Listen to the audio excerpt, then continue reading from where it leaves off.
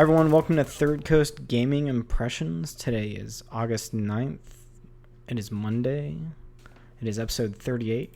I'm joined by my always wonderful co-host, Austin Taylor. Hello. I am always wonderful. Thank you for noticing. Yeah, very peachy man, I will say. How's it going? What's up? It's going, CPS has apparently decided that today is a rush hour for energy, so wonderful thing about having a smart thermostat is they can just tell you when you can't turn the air down in your home. Yeah, they're just like, get fucked. You're going to stay at like Yeah. 78 the whole day. Good luck Yep. energy saving. It's alright. CPS in Austin is like, hey, it's summer. Everyone's using their AC.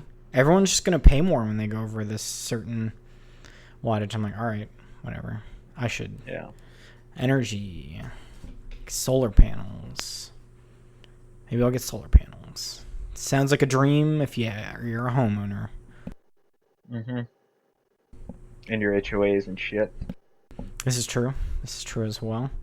Speaking of things that aren't shit, though, we both played some Splitgate. I think that game's pretty cool. We'll talk about what it is more, but I'm having a blast. It's free. It's a shooter.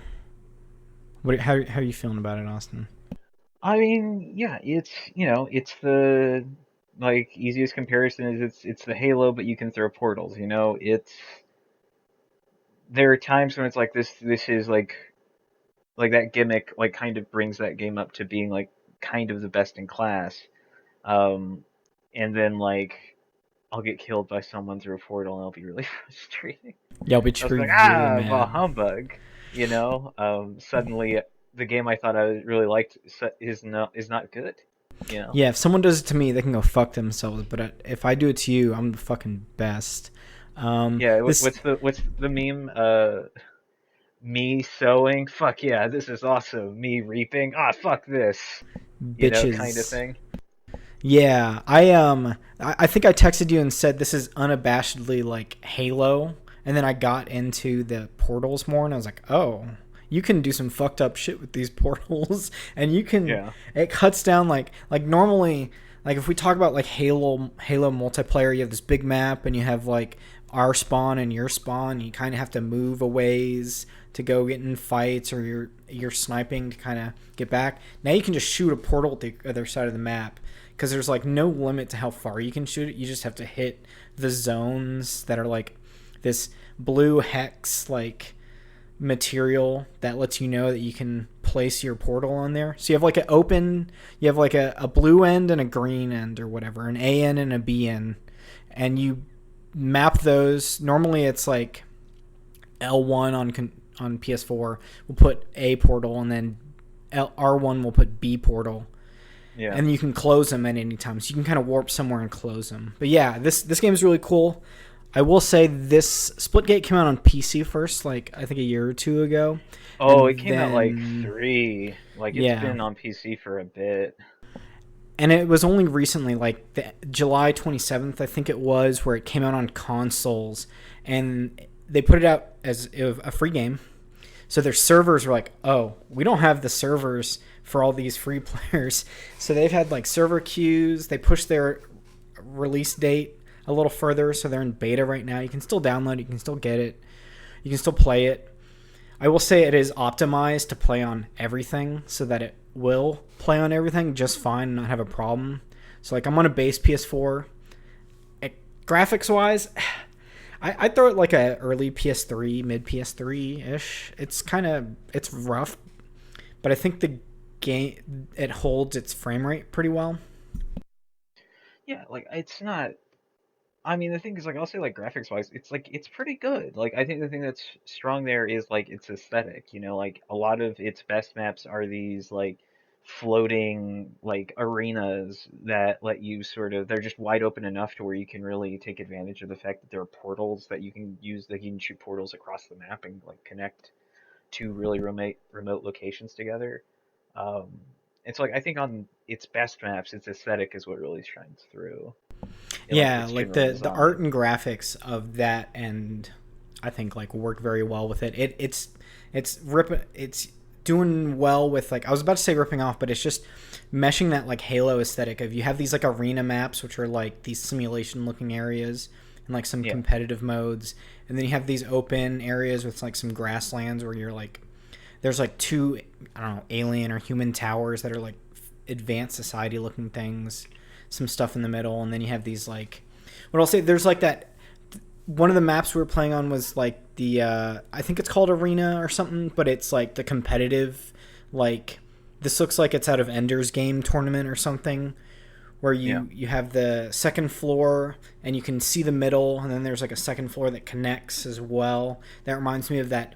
It's the Covenant map in Halo. That's basically that. It's just a circle with a lot of things going on.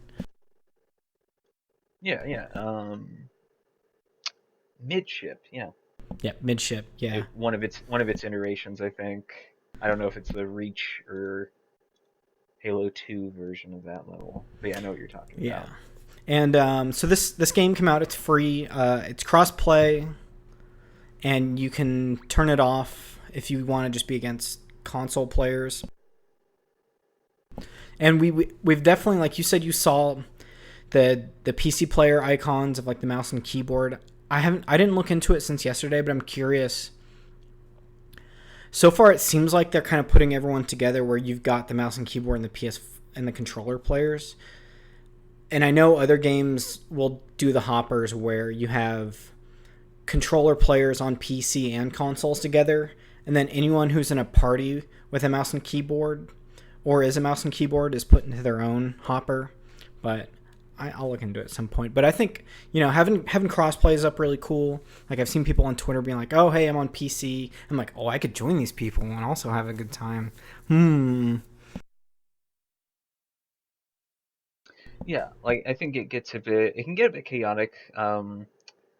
Especially if you're like if you're on PC and you're playing against like people who are fine on like console, it can get a bit one-sided. I'm thankfully like, not skilled enough to like do that to a person, right? Because I was playing on PC like last night with some friends, um, and I was using mouse and keyboard. Thankfully, I'm not particularly good with that interface, so people could at least come to me and try to get kills off of me to get sort of to get points on like console focused teams. So Yeah, and it's been pretty cool so far. Like, you load up the game, you have like an account level, and it will unlock these new match types. Like, when you start out, I think you just have team deathmatch, and there's like one more it gives you. It might be VIP, but then it opens up these other. They're all very similar, like Halo and Call of Duty type stuff, where you have like SWAT, which is like a Halo mode where you have these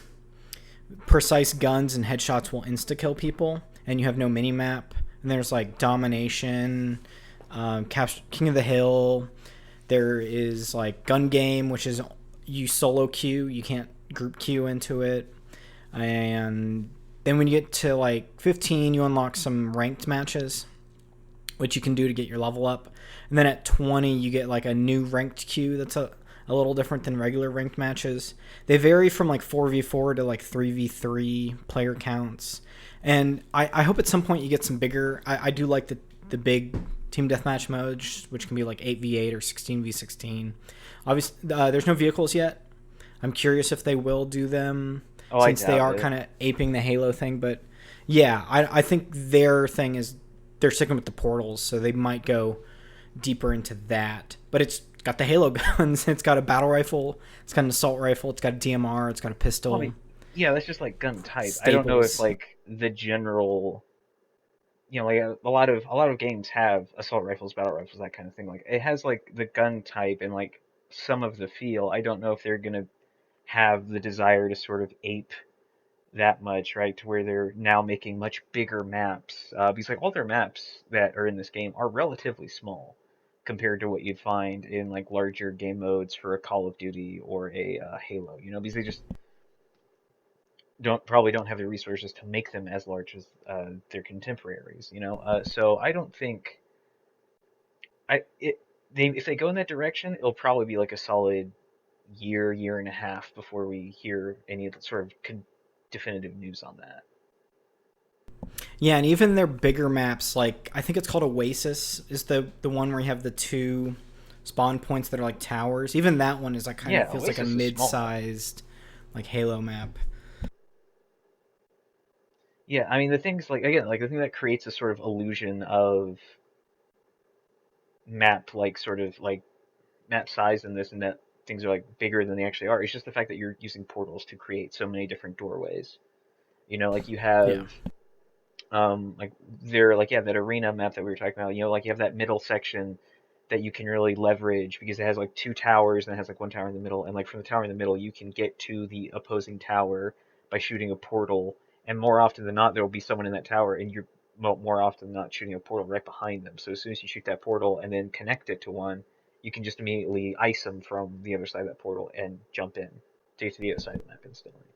Yeah, and I didn't get into it too much earlier, but when you throw the portals down, you can see through your own portals, um, and you can go through teammate and enemy portals, but you can't see what's on the other side of those. You could just kind of go through, like if you see someone going through a portal, you can follow them behind them and hope to God they don't turn around and get you. Yeah. Which I've seen some people throw a portal up and crouch in a corner and watch the portal as people come through. Or I was watching you play the other day where you put a portal to the side and a portal like kind of behind you, and you were watching it as though you were looking forward and but being in a position of cover when we were in like our competitive mode. There's lots of ways. There's tricky ways to play with the portals, and then there's like really aggro ways where you're placing them and you're like, well, I'll say is like ganking an enemy spawn or bridging gaps between two areas. I think it Yeah. gives you two grenades that you can throw at and close portals. And I realized I did throw these at someone and it knocked off some health on them too. So I think that's going Yeah. as well. And then you'll see when you kill people, there'll be the little grenades on the ground that you can pick up as well. Yeah.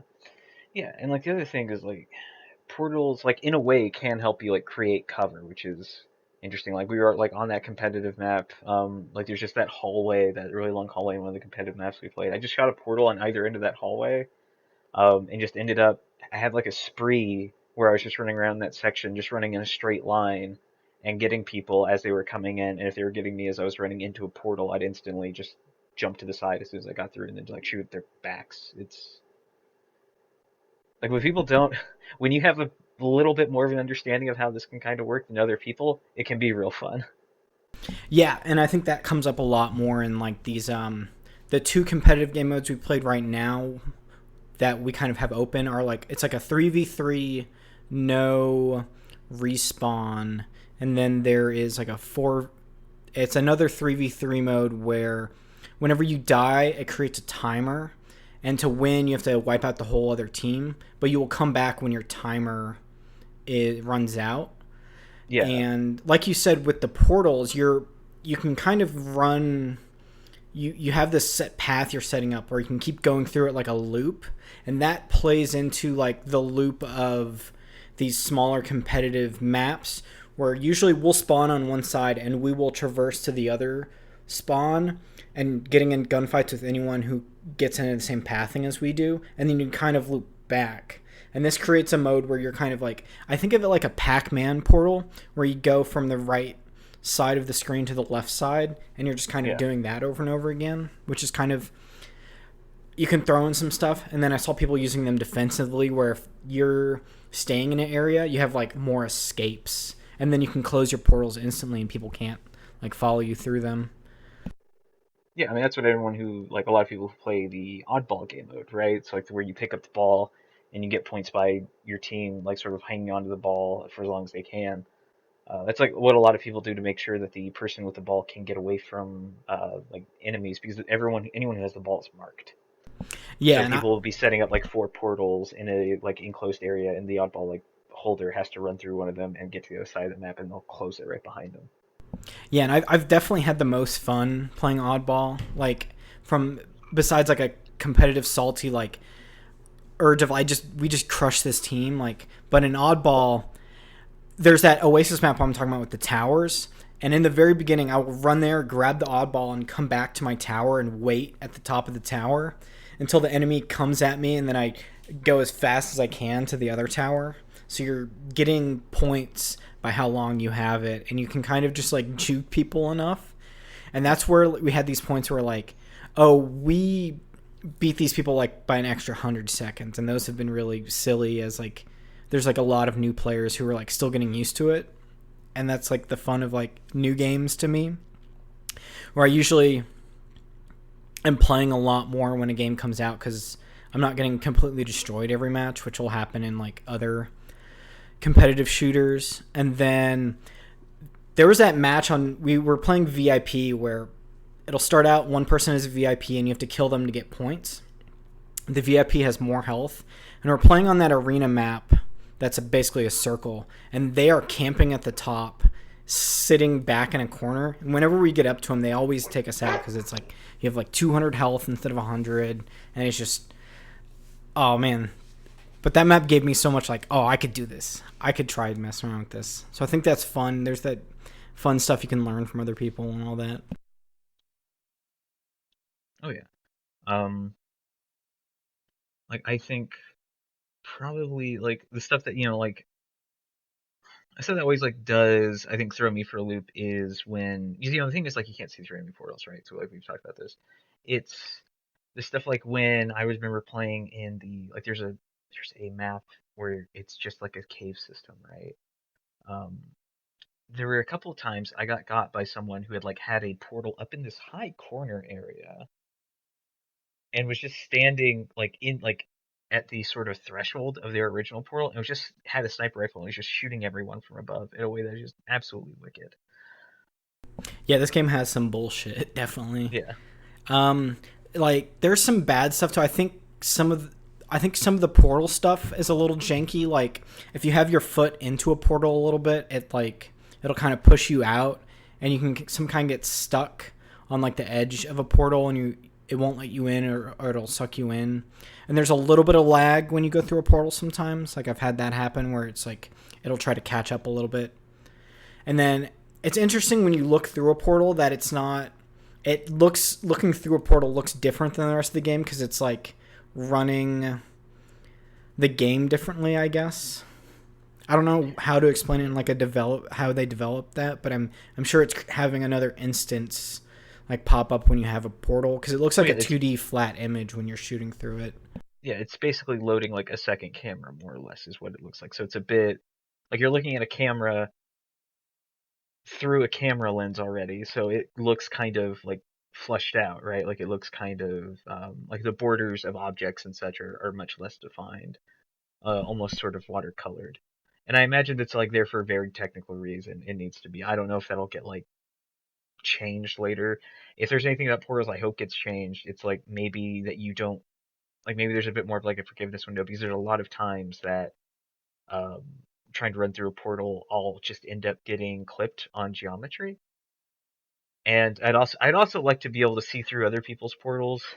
I get why you might not want to do that, but like I kind of want to be able to see through their portals. Yeah, or like my teammates' portals at least. I think Yeah, it's smart to have the enemy portals being like cloaked, yeah, but at somewhat least obscured. teammates. But they'd have to look different, yeah. Um, the monetization in this game is like those menus are a lot. Like the menus open up and you're kind of talking. They're kind of like they look like Fortnite menus. They're very big Yeah, menus and they're a little janky to go around. And there's like sub menus and sub menus and sub menus. yeah. There's like one menu system that everyone decided to start using because Fortnite became very popular. Is if like the UI is why people like Fortnite and not the fact that it was a really popular game mode but free. Um, there's so much there. It's trying to get you to buy something for everything, like down to your like wrist mounted portal gun has its own like cosmetic options. You have your jetpacks that are different. You can customize the general look of your fella, and then every gun has like anywhere between three and three and five skins. Yeah, and there's loot boxes. Your character will come up to like a lever, and you have like this loot box that's just going through portals, and you'll stop it. And then for the Fortnite thing, yeah, it does where you have like these three circles with a player in the circle, and that's how you add people. So it kind of has like your lobby when you load up, and it's just got a bunch of different tabs for like your like dailies and skins and battle pass, and it's got a bunch of stuff. Like it this game has constantly just been throwing skins at me as I'm going from like level 1 to 10. And I'm sure it'll slow down a little bit after. But so far it's been fine. I'll grab some dumb skins that they've given me for free. I'll say Yeah, the I mean, I character don't. skins are very silly looking and they're very weird. Yeah, I mean, they're not particularly good. Um, like I think aesthetic comparison, like character skins, it's like kind of Halo 4 esque. Yeah, and a little quakey. I feel there's a little quakey like character skins in here, maybe a little Doom guy. I mean, it's all like the Space Marine thing.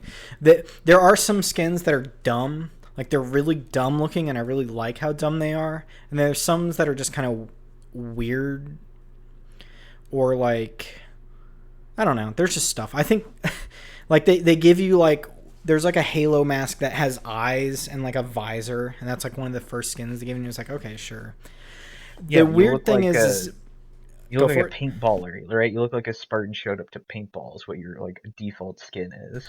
Yeah, these look like paintballers. And you get like there's like an animal skin that you get later that's like a looks like a Fox McCloud, but like tall like a normal person. Um, there's like a tree person like a Groot kind of thing with guns, and then I'm trying to. There was something else I was thinking of. I don't know. Some of the skins are cool. Oh yeah, they don't when you change your player skin in the casual matches, your skin will be whatever color it is. So you can't differentiate between like red team or blue team. But I think in competitive it will throw blue if you're like the blue team. Have you Yeah, seen yeah, that? Like yeah.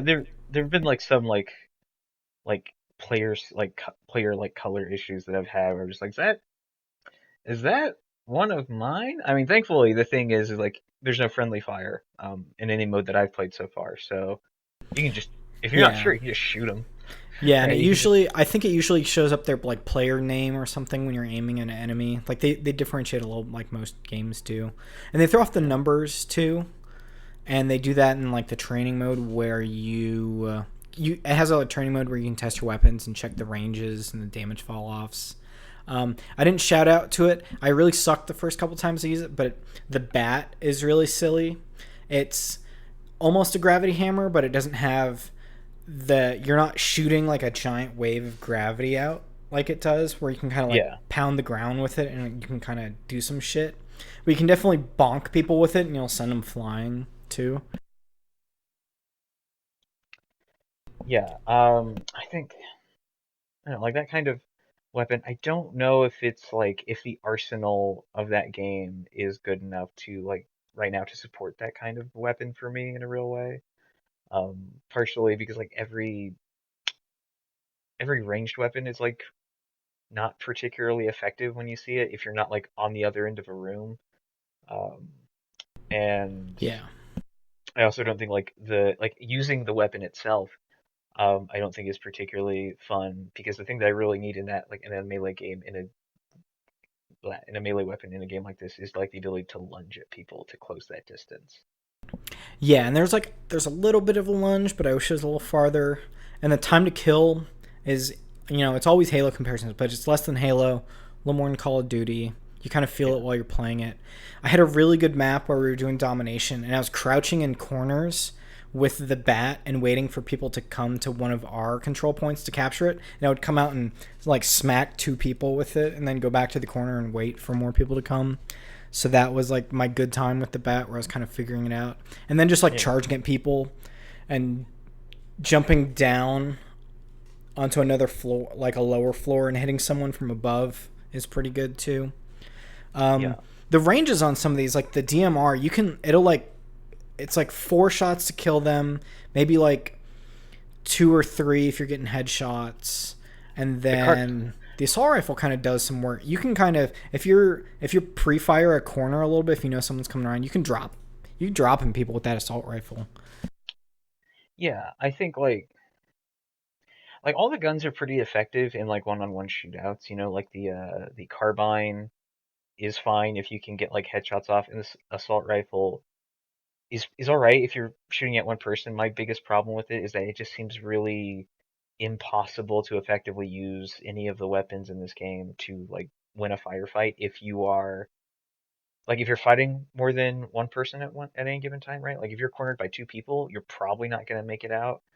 The other thing here is like as soon as you're done with any kind of firefight in this game, you have to reload because if you don't, you're gonna get into another firefight and you're not gonna have what you need in a clip to put people down.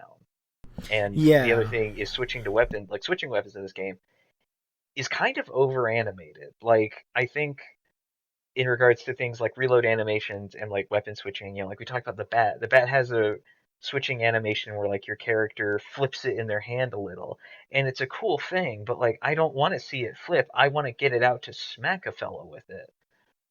Um, so you can get into some sticky situations, and that's just like relatively minor stuff, like the minutia of how you make one of these kind of games, or like how I interact with one of these games. Yeah, like I was thinking a lot about this game as well as like there was some developers. It was either Halo or Destiny, and they were talking about we're trying to buff this shotgun, but we don't want to make it stronger, so we kind of will tweak the other weapons to make their damage not as much, so that you feel like the shotgun is doing more work when you're not getting taken out as much. And I feel like there's some of that kind of in this where if you speed up the reloads on some guns, they'll be better. If you slow them down on others, you can make other guns better. And then, like, yeah, most of my mag for the assault rifle is enough to drop one enemy. With, like, if I'm missing some shots, I have enough to drop an enemy. But if I'm on point with all of them, I usually will have some left over. But I'm usually reloading right away. Yeah, I've only had, like, 2 situations where I've gotten double kills really, really fast. It's either been one person has been turned around and I've been fast enough to drop the first person and then like get some hits on and then come up and melee the other person. Or the yeah, SMG, if I get two people in a line, I'm just spraying in a straight line and it usually will get both of the people. Those were some of the things in competitive. Because in the middle of those like 3v3 competitive maps, there's like an SMG in there, and I will go and I'll grab it, and I will do fights in the middle. Because you know, faller, it's like higher damage, but the damage fall off is much sooner, so because it's closer range. So you're hugging walls and hitting people more often. But yeah, so far it's been cool. It's fun. I don't know how long I'll end up playing for. Obviously, we have like Halo Infinite coming up, but I can see it being in a rotation of games I'm playing more. And it's such a simple. It's like the mobile phone shit. It's such a simple ask. I'm like, hey, you want to play this? I'm like, oh, I don't know. I'm not really buying it. I'm like, oh, it's free, and it's like, okay, sure. If I'm into this game, maybe they'll play it. So yeah, it's neat. yeah. I don't know how long like I'll end up playing this. Like yesterday when I was playing it on PC, like a friend like threw me into his Discord server.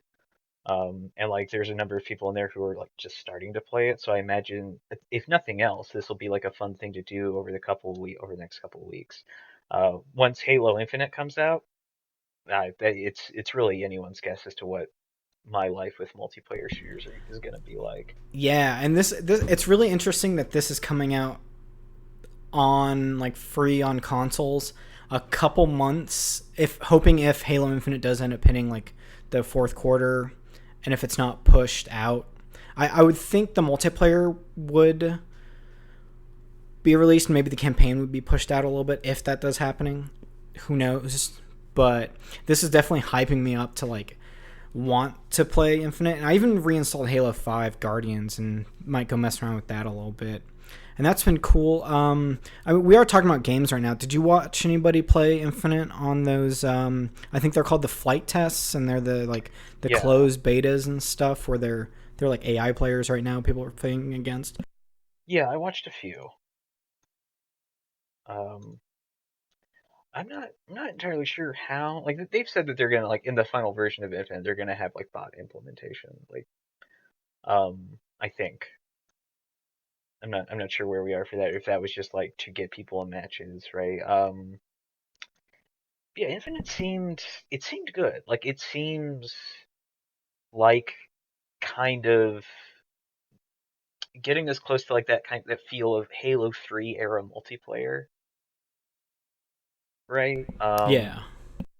I'll say like and just the new physics stuff that exists on maps in that game, like because now you have a grappling hook.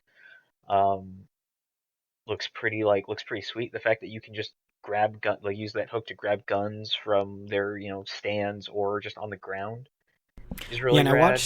I watched a really cool thing of someone was grappling towards them and they just meleeed and like knocked someone out who's trying to come at them, which was pretty funny.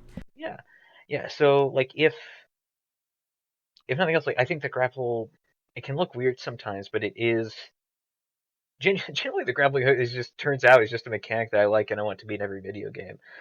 Because when I Yeah. see like everyone grapple onto each other, I'm like, you know what did that? It was really cool. Titanfall 2. Yeah, yeah, yeah, Um, yeah, yeah, yeah.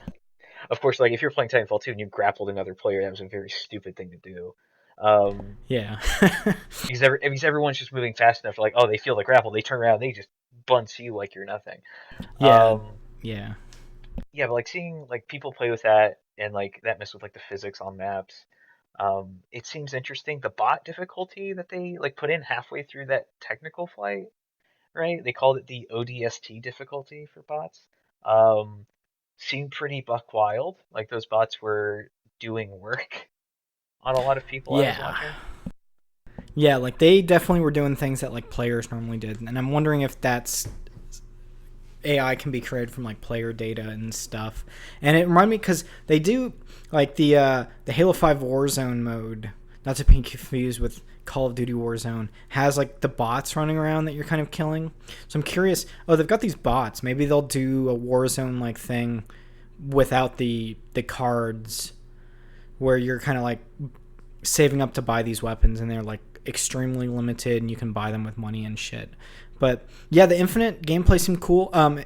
In my mind, because I've played like a decent amount of like that Halo 5 multiplayer, it seems like they are meshing like the advances and like that 343 has kind of made with 4 and 5 with like the classic stuff that people are very fond of like I'll say 1 through 3 because like those are the classic Halos and stuff. And they have the set like map controls, like the controls are like the Call of Duty controls where you're crouching on circle and um meleeing with like R3 and you're like zooming with L1 and shooting with R1 is what like the default is now, which I'm interested in like seeing that kind of carry forward in Halo because I think that control scheme works very is very optimized for shooters in a certain way. And then I go back and I play Halo and I keep the controls the way they are where you're zooming with R3 and all that stuff. And it's fun that like they're kind of messing with the starter stuff for Halo, but besides getting on a controls tangent, like I think that looks really cool and I'm really excited for it and I signed up for it. So maybe when the next one hits, I'll get to mess around with it a little bit. So that seems really cool. Yeah. Let's see. What would you like to talk about? You had a couple games you played. Yeah, I got a couple. We can just hit Baldur's Gate so we get this out of the way. Yeah, I'll probably Um, run quickly through mine too. I don't have too much to say about the couple of stuff I did play. yeah, so Baldur's Gate, I did this is, you know, the replay of the early access content that I did with this update, and I did the evil stuff now for the first time. Um, it sucks. It's bad.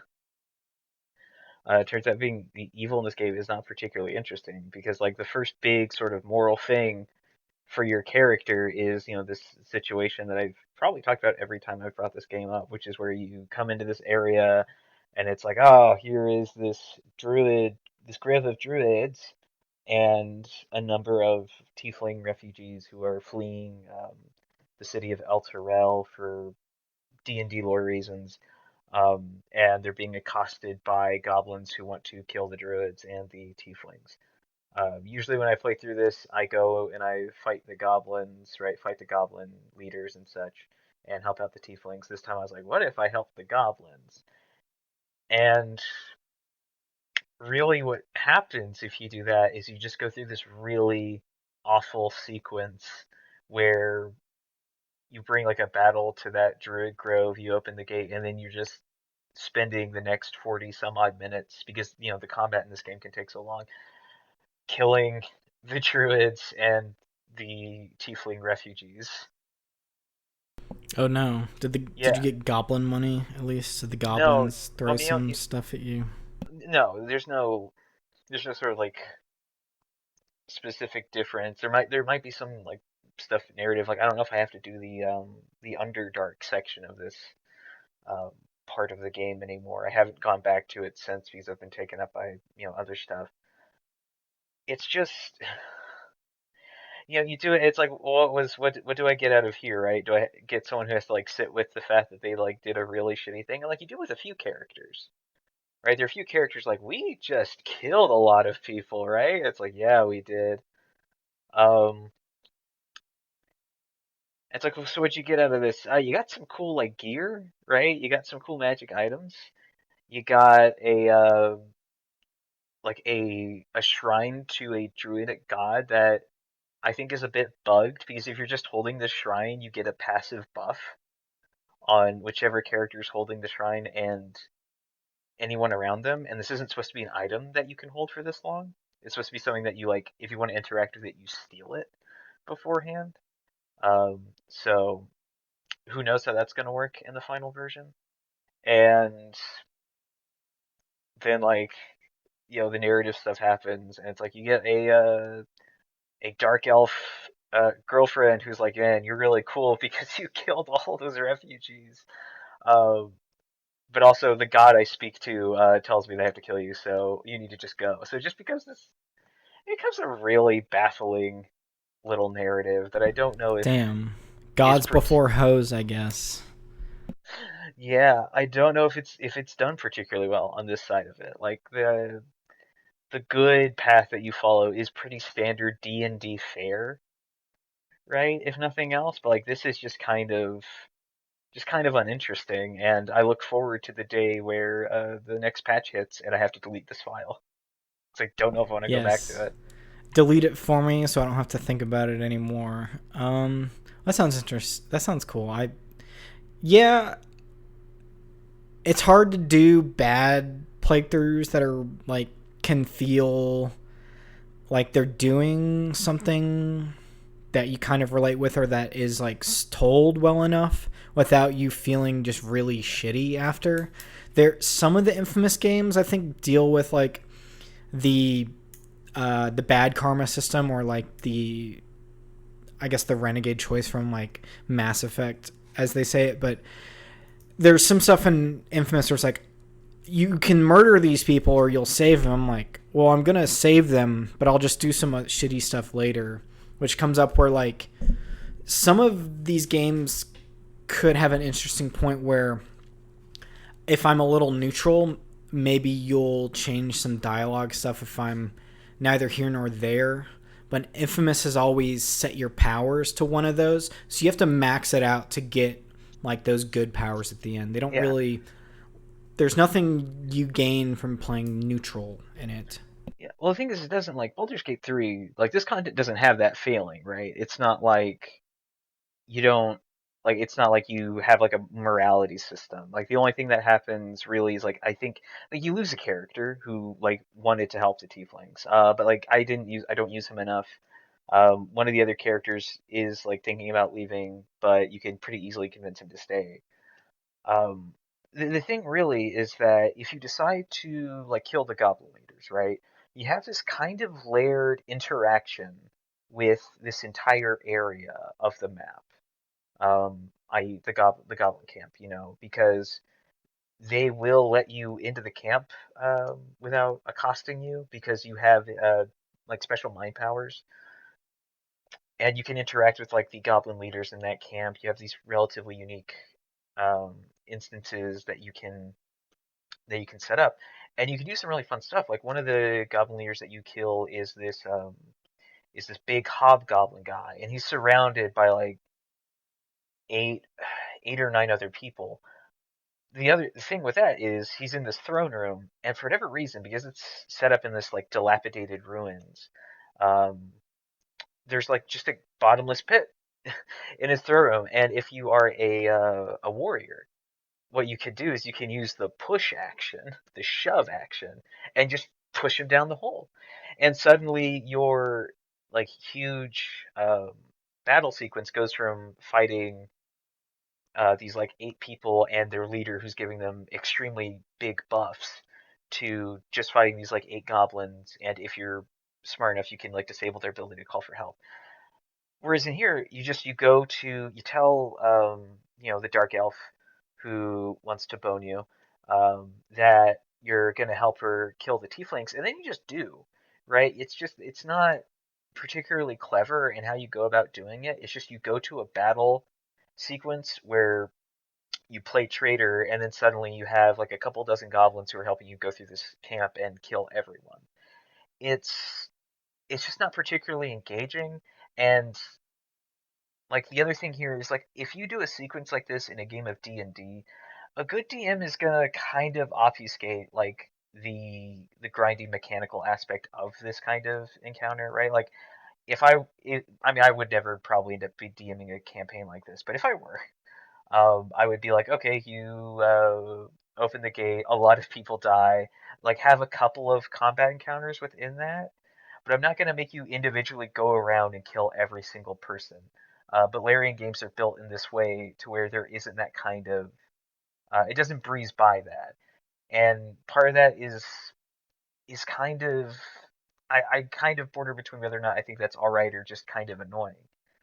Because I get why it wants you to sort of face the fact that you're just killing civilians in this. Uh, but like mechanically, it's not. It's a real. If nothing else, the base criticism of it is that it's a real grind to just kill helpless civilians in a turn-based combat game. I can believe it. I can believe it. I played a couple things as Good. well. Let's move on from Yeah, Baldur's let's Gate. move Yes, on I from think I Baldur's think we're Gate. good. We got the point across. Not as good. I played some Psychonauts, but I'll probably talk about it more next week when I play it a little Yeah. further. It's the first game, the one that from like '04. It's really cool. It's got like, I would say like it's the Double Fine platformer that has the, I will call a little Tim Burton style and a little others of like this, like what do you call it? Like kind of not cell shaded, but cartoony and fun in a weird, like almost can get almost gross at certain times with like Yeah. there's like a meat circus you go to that's just fucked up. It's like Tim. What was the? I forgot. Tim Burton. There you go. It's like Tim Yeah. Burton, like sort of. I think Paranorman era aesthetic more than anything, which Yeah. is saying a lot because he hadn't made Paranorman before then. Like this came out before that movie did. Yeah. And this has like the I think about Beetlejuice when I look at some of these levels as well. There's very hard ridges and hard edges and like the like weird shit from Beetlejuice, not like the regular houses. It's like the afterlife stuff. But yeah, that game's really cool. I'll talk about it more next week. It's on Game Pass. Getting ready for Psychonauts 2 to come out, which has been like such a long thing I've waited for because I've loved that first game and I really like Brutal Legend. So I got farther into Red Dead Redemption 2. I'm still having a really good time. Like I'm loving the combat more, and the story will just give you some weapons for free. And I'm like, oh, this is cool. I get a bolt action because we robbed these people at a farm, and they had some supplies they were trying to sell because they were like ex-Soviet, not ex-Soviet, ex. Soviet. This is not that era. Oh wow! Yeah, I there was missed like some stuff in Red Dead, the ex like Slave Hunter. yeah, who used to be Confederate like soldiers. So we went and we took some bolt action rifles. I think you go with Lenny, and then you come back in a carriage, and I'm like all like, I'm sitting there with this rifle being like, any motherfucker that comes near me, I'm blowing their fucking brains out. And so there's guys on horses coming at me, and I'm just like dead. I used Deadeye so much in the campaign because I just don't give a shit, and I'm just like bop bop bop bop bop hitting these people because I'm Yeah. not like waiting for the reticle to get in all the way so I can get this perfect shot. I'm just drinking tonics and chewing fucking tobacco the whole time. because that's how you Absolutely. get your red Yeah, eye and your dead eye and your cores back. So you can just a just machine. abuse that system. Yeah, I just think of like Arthur Arthur. Morgan is just Yeah, like twitching and has like a twitchy eye and is just like not having a good time. I'm making his what does he end up getting? It's not leukemia. It's he gets like tuberculosis. I'm just making that worse. I'm making that come to him sooner. It's popped up a little bit. Like I've ended a mission. He's like been coughing and stuff. I'm like, oh, someone's spoiled for this because this game's been out for a while and I know like that's what ends up happening. So it's interesting to see it pop up. Whereas if I hadn't been known that, I probably wouldn't have thought anything of it. Whereas I thought he was just a dirty cowboy who had a bad cough. Um, there is a mission I got to that really makes you think about Dutch a little differently, and I presume it's the first of many missions that make you think differently about Dutch. I got captured by the Lemon Raiders because we're going to a meeting, and I'm like sniping and Yeah, you're watching just from yeah. afar, and I get beaten in the face by some dude, and they drag me off. And Dutch and the other guy who's down there at the meeting didn't know that happened. They thought I either got captured or ran off, but they don't come to save you.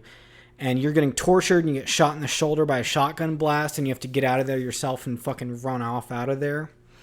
And you get back to the base and it's like, oh, nobody knew you left or we thought something happened, but no, we didn't send anybody. We just couldn't find you. And I was like, some shit's gonna start happening. Like I felt really gross at the end of that mission. I'm like, oh, this is like, but it like in a good way, to where like a storyteller where I'm like, this is an interesting way of feeling that like it's it is reminiscent of that like GTA torture scene, except it's happening to me. Like the bad feeling is like someone's doing this to me, and I want to fucking murder all these people who captured me. And so that was really interesting, and I got to play a couple other missions. It's fun where they'll have those serious missions, and then I'll have some like goofy stuff where I'm like serving people moonshine in a bar for free to piss off some bar owner. But that's been interesting. I think this is chapter 3 still, Yep, you got a ways to go. and I'm probably not going to talk about it too much on the podcast, but I'm about this game too much because it's something I want to slow burn through this. I usually do 2 or 3 missions a week, like once a week, and then I'll go play something else. It's a nice little like relaxing, come in, do the horse stuff, and maybe I'll have some intense missions where like it hits you with stuff. And I've continued like this game first came out and I did not like it at all. I thought the controls were really bad. Everyone on the internet was talking about how you're individually putting everything in your bag and how the aiming feels differently. And when I got into it, I was like, oh, these aren't like the arcadey controls of like Red Dead Redemption 1. But after playing the online and kind of messing with it a little more, I've gotten used to like kind of enjoying the horse rides and not like trying to like push my horse as fast as I can in these campaign story missions so I can just get to the fucking mission and not make you like ride all the way out there and talk to people. Because there's like, if I'm patiently playing this game, it kind of responds to you. But if you're trying to get stuff done for like a review or like you just want to get to a certain part in the story because it's so engaging, but it's just taking a while, it can kind of hurt. But I think there are mindsets where I will want to play this, and I think I will enjoy it better than like other mindsets. So it's weird how this game turned on me.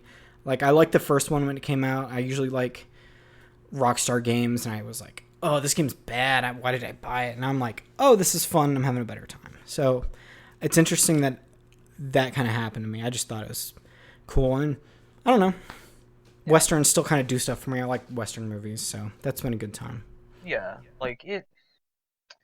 Like if you sort of once you've sort of rubbed your face against the abrasive nature of Red Dead Redemption 2's general feel, I think if nothing else, it can be enjoyable to simply be in. Um, there's definitely like bits within like the like that I still always have friction with in regards to like its gameplay and narrative. But like at its best, I like it has been a game where I can sit down and just be like, yeah, I can mess around in this wilderness for a bit. Yeah, like this game when it first came out, it wanted me to take my time and have the like it's like just opposed against kind of having you take time, and then like there's like an older system of games that Rockstar hasn't adapted to and kind of stayed in the past a little bit, which is detrimental at some points, but also like is kind of I just end up being okay with it because it ends up not being a problem once you get used to it. But when it's new and you're used to other games and you're like, I want this to be more like this other Rockstar game that I really like GTA 4 rubbed me so fucking wrong the first time I played that because I love San Andreas and I just wanted this arcadey like open world thing, and I was like, I hate the driving in GTA 4. I hate the characters. I hate the missions. I want these cheat codes. I don't want them on a fucking phone. And I came back to it a couple years later and I was like, oh, this is a good story. It's a little more realistic and I'm having a better time. So I thought like that happens to me with Rockstar games sometimes where they do something different and I just don't like it. But then, yeah, you kind of, you have to sink in with it. When I ended up putting a little more time into it or maybe come back to it later, I ended up being like, oh, this is, I know what this is and I know how to move myself around maybe the negatives or like the stuff that is different to where I can figure out how to have a good time with it and still kind of like come back to it. So that's been fun. I'll probably come back. We'll probably come back in like 2 years now. Maybe I'll beat it finally. Who knows? Um, so that's been cool. You have two other things on here that you played. What is Brume? I've never heard of that. Yeah, so Brume is a like hour long sort of little Dark Souls, you know? It is a game How where cute. yeah, you show up to a mysterious island. You have a stick and there's some things to fight. And you got to find a way to get to a castle that's behind a locked door. Oh my! You were not joking about this. I was thinking like maybe it was kind of like an indie Dark Souls that like looked really good. This is a little. It looks like a little. I could play this on a phone probably. I know it looks like it This it looks look fantastic. like it looks fantastic, but it's like the art style is very Yeah, like a lot of a little hard PS1. edges. I'll say a little PS1. Yeah, like a lot of hard edges. Nothing like no one is particularly like defined in any way, right? I think the most definition any character gets is a like some lad sitting next to a fire and there's a little red spot on his face and I think that's his nose. Um, but aside from that, like that's more or less the game. It's like I finished it in, I think 59 minutes because it's just this very small island. There's like a handful of bosses you can fight. And the reason to fight these bosses is, you get some equipment. You also need to fight them to get keys. It can be a bit of a pain at times because Yeah. How something much that is this, happened. by the way? I kind of Uh, want to buy this. I I kind of want bought to it buy on this. sale on the store page. It's like $10. Oh yeah, this is from like it could be from like 2019. That's what Yeah, this gameplay video on like yeah. YouTube I'm watching. This is Release cool date looking. was 2019. Um, yeah, and the other thing about it is it's just like, what if Dark Souls told you nothing? Like what if Dark Souls didn't even give you like some of the more like advanced control tutorials that it gives you in its messages. All that Broom tells you is how you swing your stick. You do later get weapons, like other weapons. How to block with a shield that you pick up later, and how to heal. And you heal using an amulet that sucks up blood from the ground, whether that be your blood as you're getting hit, or the blood of enemies you slay. Um, because what the game doesn't tell you is anything else. Because if you heal too much, right, you eventually become corrupted. What does that mean? It means you get the bad ending. What is the bad ending? Who knows? Um, Yeah. how do you fight ghosts effectively? Because there's an entire section of this game where you gotta fight ghosts. Well, in order to fight ghosts effectively, you gotta get the silver sword. If not, the shadow sword. How do you get the silver sword? Uh, who knows? How do you get the shadow sword? Play second playthrough. Maybe you'll get the silver sword. Who Yeah, knows? I think Gotta it's like, dude, bash your head against this game. yeah, because it's like, how do you get the silver sword? You fight a witch at a cauldron. How do you actually fight the witch? Because every time you walk up to the witch, she shoots stuff at you, and then she becomes three spiders. And the killing the three spiders doesn't damage your health. So it turns out what you have to do is deflect the projectile she shoots back to her. The game does not tell you that you can deflect projectiles. This is all sounding really fun. I like It's games that like do it, this to you. it's simply It's almost great. like a PT level of like, yeah, we're not telling you shit. Go figure out this puzzle. Yeah, it's simply incredible. Like it, and what I found is like within this hour, it perfectly encapsulates the Dark Souls experience, which is you don't understand anything, but for whatever reason, you need to go into this man's house and beat the shit out of his ghost. And that's Dark Souls to me. Yeah, it's pretty good. I like there's some I'm watching some combat here. I like how your camera is kind of locked on you, and when you go when there's a tree behind you, it'll like put a Yeah, like circle up and let you see through the tree so that's it not like fades. blocking your character. Yeah, it fades the environment around you, so it's never blocking you, which is like genuinely fantastic. It's one of my like more favorite Yeah. things about here because you fight in some relatively air quote dense forests sometimes, especially when It's you're a fighting like it's a good critters. solution. Yeah. Um yeah, and it's interesting. It's a fun game. I think I'll probably see about getting the air quote good ending, though I don't know what that's gonna be like. It just means like you can't use your healing item, I guess. So you have to use their like checkpoints. They have a few rest areas, like air quote bonfires, that are represented by like different monuments. Like there's one that is just a fire. There's one that is just a tree stump that you sit next to. And yeah, so that's Broom. It's fun enough. I don't think there's anything. I think I've interacted with everything in that game. So I might go back to just get the better ending, but it's got great vibes, if nothing else. Yeah. Yeah. Um that sounds really cool. You all And right. speaking of bad vibes, Speaking of even worse vibes, uh I'm going to derail this podcast a little bit. Giant Bomb announced their like newest show.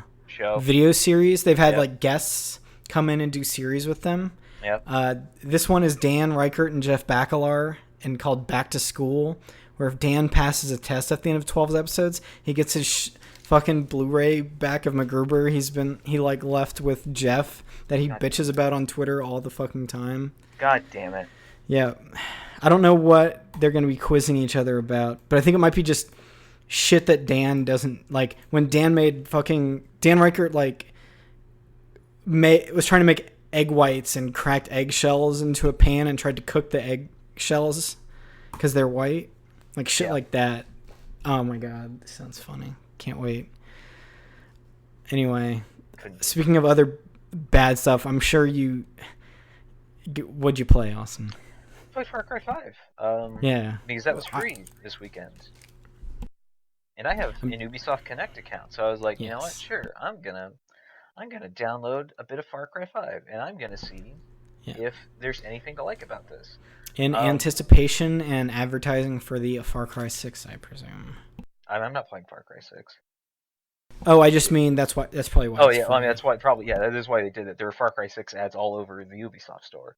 Um, Yeah, and of course, the sort of setup for Far Cry 5 is you are a sheriff deputy who, you go to arrest the head of a lowercase c cult who worships a lowercase g god, who's telling them about the end of the world, and everything, hits the fan from there, and now you're in this Hope County, Montana, as you seek to liberate the area from this cult. And I mean, from the hour and like 17 minutes I played, I gotta say, I genuinely one of the least interesting things I've sat with.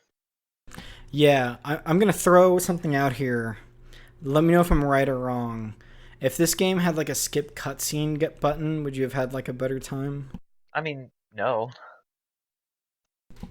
Okay, so it wasn't like the opening hour of that where you're like slowly walking and having people talk in your faces. It ended up being like the I mean, it's like like the gameplay of when it throws you in the open world. I It don't remember ends what up those being first couple missions are, but it I ends up remember being they're a kind whole of lot. rough. Like the first couple of missions are you go and you're air quote liberating an island. Um, like the game, what it does that's really uninteresting and like sucks is it does so much to separate the like cultists from the people of Montana, right? Like it treats this cult as if it's like this outside force moving in a really weird and strange way. And that's not the case in movements like this because again if you want to dig into like the marketing of this game, the marketing of this game is incredibly deceptive in how they were talking about um Eden's Gate, right? That's the name of this cult is Eden's Gate. Like the marketing talks about this cult in a very different way than the game presents it. Um, they talked about bringing in like people who like analyze and study cults to talk about things like the social pressure that convinces people to join cults. And that kind of stuff is not even in this game because immediately the game tells you about bliss, which is this super drug that all the cult VIPs are doused with, and I don't just mean like the heads of the cult, but like the people who you get extra points for killing in the game because they're basically on a I was gonna say LCD, but that's a TV thing, LSD type deal. It's like because they have to have a drug effect going up in every Far Cry game. Because the third one had that bit where you burn a weed field, and everyone's like, "Oh wow, what if all these games were trippy from now on?" In a way. Yeah, the story has definitely been like the part I try to disconnect myself with, and like when you get captured by the cult Because they leaders. shoot you with a bliss bullet. Yep. And then Yep. drag you off and then make you sit underground and escape or whatever the fuck. I have gone off and made food when those cutscenes are happening, Yeah. and then they're over when I get back and I'm like playing it again. Yeah. I have tried to disconnect myself from the actual story of that game and just trying to like I'm just doing these checklists. Yeah. The gunplay is kind of all right. I think it needs a little better bullet magnetism or something. Maybe I should get more health mods to be like a fucking Rambo or like an Arnold Schwarzenegger 80s action movie where I'm unkillable single person. But I have like been dropped so fast by shit that I have yet to reach that like Yeah. what you call like an ideal of like fantasy of 80s movie action fantasy or whatever the Yeah. fuck. Which Yeah. Blood Dragon does way better in this And game, I'll even say. like even playing the game, like there's the bit where you go into Hope's Fall, I think is the name of the town, right? Where you find the Reverend and the woman who owns the bar. Um, it's like one of the bigger missions of this game's like early hours. And it wants to be like one of these big like open world games where you have this mode that you go into where you're observing an area, you're planning like a route of attack, and then you're, like sort of executing that plan, right? So I go into this town, or I go to the area around this town, and I call up Grace, who is a sniper, right? You find her defending a church from from Eden's Gate people because they want to destroy the church and ruin a couple of grave sites, and that's where her father's buried, and that's why she's there killing people as they come up. And like she's helping me in this mission, and she goes up to a water tower. Like I put her on a water tower to give her a vantage point, and then I start like scoping out this town with my binoculars. I start finding all the dudes. I mark all the dudes. I do my little plan, right? I make my little plans, and then I start executing it. And the thing that happens is, at no point in this game do you have, I think, a particularly like good bird's eye view of much in this town because there's so many people hidden behind buildings that if I wanted to really scope it out, I have to spend like a solid 10 minutes like slowly walking around the entire town in a circle. And the other thing is once you go out in this mission, the cult just automatically calls in a plane. And the thing about this plane is it's quite strong and its bullets do a lot of damage, not just to you, but to the Reverend, to the barkeep, and to Grace. So as soon as this plane shows up, all of your little helpers go down, and it just becomes you against however many cult people are still here. And this plane that you had no opportunity to really stop from showing up unless you were perfect stealth. And I don't have much of an interest in doing perfect stealth. So Yeah. so you just get this really kind of frustrating sequence. And if I want to play an open world like stealth action game, I will just play Metal Gear Solid 5. Like that game came out and has done all of these things better than anyone has been able to do like 6 years ago. So like I'm not entirely sure. I mean, I played it for free, so I don't have to worry about it. But like I would not put any serious amount of time into this game.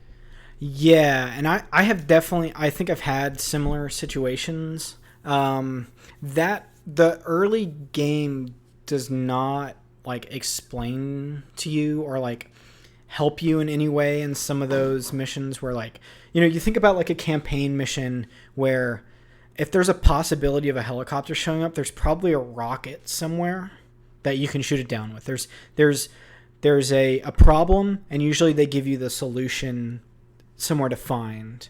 But in this game, it's a lot of like, one of the first things I did just because of how I started that game out is I grabbed the pilot for some reason in a mission, Yeah.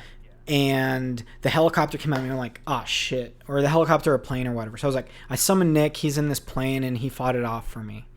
So that didn't end up being a problem. But I fell into that by accident, where I could see I've had problems where Nick was down, and those helicopters suck, and there's like only a couple ways. You either get like the incendiary rounds on a gun, you get like an LMG. It's super hard to snipe the driver out, which is like normally like what these games will let you do is like snipe the pilots or drivers out of vehicles.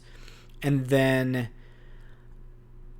the other thing is like, yeah, they do like, I will compare the sneaking of this to like Wildlands or like Breakpoint, where in this you are on the outside of an encampment looking in, and it's going to take you longer to pinpoint everything because you can only see it from one vantage point or a different vantage point, and you kind of have to move around a lot. Whereas in Wildlands, you can throw up a drone with up on the D-pad, and you can scope out from the top, which I'm trying to remember if Phantom Pain had something similar. Well, Phantom in Pain has the spotting system. Well, Phantom Pain has like your intel team that you level up. Also, every companion you bring, 'cause you have companions you can bring in Phantom Pain too. Every companion you bring can mark enemies, whether that be I don't know if D-Horse can do it actually, but like you can get an He's upgrade. like, me, Yeah. enemy. Well, your dog does. Your dog will bark out enemies.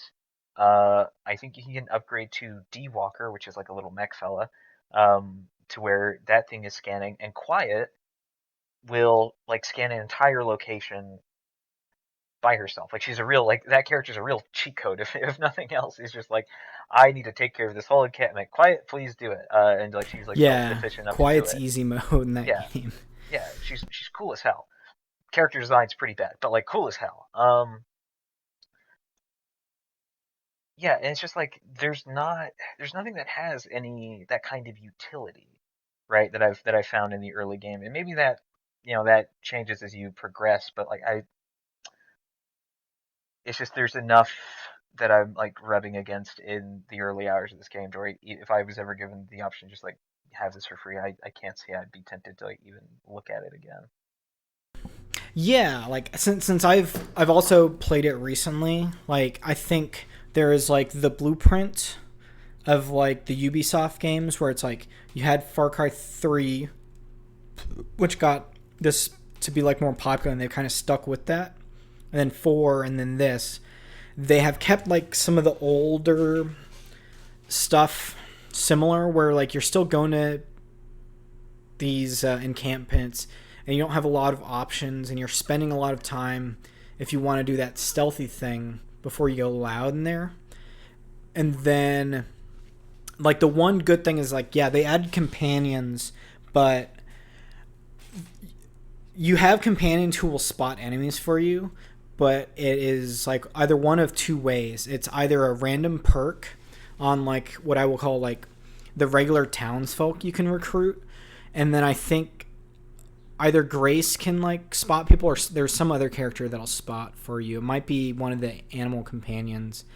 But yeah, at some point in this game, I was having a rough time, and I was like, well, I'm just gonna go look up what all the character like abilities, like companion abilities are, and just go find the people who sound suited to me. Like the cougar. No, not the cougar. You get a stealth lady with a crossbow. Who, when she's with you, animals will not be alert. Like hostile animals will not be alerted to you and will not attack you at all, which makes the open world a little easier. And then she also just silent kills people with you, which is cool.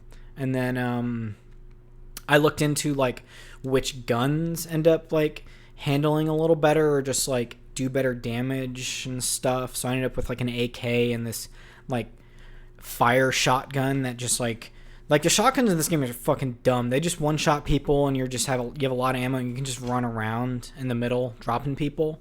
Whereas like I have a harder time sitting in the back with a crossbow when I know I can just go run in there and beat over with it with a shotgun. And then here's an allegory. I used this when we were talking about Splitgate 2, but I'll say it in a different way. This is junk food for me, and it's got some kind of bad ingredients that you can get better from other stuff. And then I think that it is made in a certain way to where it's very addicting to come back to it. It gives you all these like dopamine hits where I'll finish something and I'm like, oh, I want to go do this again. I want to do this again. I can't just have one. I want to go do a bunch of this stuff. To where that's what it did to me when I was playing it. Whereas, you know, like, yeah, this game's rough. Like you're talking about, this game like can just kind of fuck you over and just kind of like be stuck in its old ways a lot with stuff, which I'm curious if Far Cry 6 will be different. I'm on a point where I'm like, I might not end up playing that because of like the Ubisoft shit, but I also like get a really good time out of like open world first person stuff that are like this kind of encampment scratching off and like taking territories and stuff. But yeah, I can see where it, like the first time I booted this up, I was just like, I noped out of like the first 2 hours because like whatever, if I want to play something like this, I'll go play Far Cry 3 instead. Yeah. Yeah, so it's stuff like it's like the other thing is this game opens with like a mission where you're climbing a radio tower, and they think they're very clever because they have Dutch, you know, who's like the person who rescues you from the cold. Be like, I'm not gonna have you go around this map clearing radio towers. It's like, yeah, that's like just one of the checkbox like list things I don't have to do. As like then I have several others, whether that be um you know, like just finding characters, just recruiting characters and finding them, or like doing all these like very small missions. You know, because the cult is just everywhere. You can't go anywhere in this game without running into some kind of enemy. Yeah, like I'll be driving and they have like the auto drive thing, and I'll be like looking at my phone for a second, and then I'll like look up and my car's on fire because some cultist just murdered me on the side of the road, or some truck ran into me with like a minigun on top. Yeah. Yeah, I think if there's like a certain way to get into it where I could see you having a little more fun with it, but if it's rubbing you the wrong way, it will probably end up being this way throughout. So, fuck it. Hey, it was free. Yeah, I didn't have to pay for these like couple of hours of game, and that's the nicest thing I can say about Far Cry 5. Yeah, and I think as a junk food aficionado, I will come back to this after I beat Red Dead 2. After I have a good hearty meal that maybe keeps its welcome a little too long, I'll probably come back to, because at one point I was playing Red Dead 2, GTA 5, and Far Cry 5 all at the same point. And I was like, I should probably just pick one and finish it and come back to the other two. Because I do that sometimes where I just want a taste of something, and I'll download 100 gigs and then delete it a little bit later because, you know, I just wanted to remember how this thing played, which is the nice thing about having like the 2 terabyte on a PS4, which I'm very worried about, like the hard drive limitations of like a PS5, and like so far with my Series S with like only having 500 gigs and stuff. Anyway. External drives, all that. Yeah. Oof. I don't even think we're getting into the news, but apparently that PS5 hard drive stuff is a fucking mess right now. So, anyway, that's games for the week. Yeah. Thanks for joining me, Austin. I hope to play more Splitgate at some point. Get some salty competitive those competitive matches are good. Yeah. So we had a really competitive Splitgate and this other stuff. Yeah, we can definitely keep doing Splitgate. Yeah. And we will catch y'all next week. Thanks for if you stuck with us for the hour 15. Hello. And have a good weekend. Good week. I don't know. What's today? Today is a Monday, Travis. It is not Wednesday, my dude. It is Monday, my dude. Till next time. Thanks for joining me, Austin. Always a pleasure.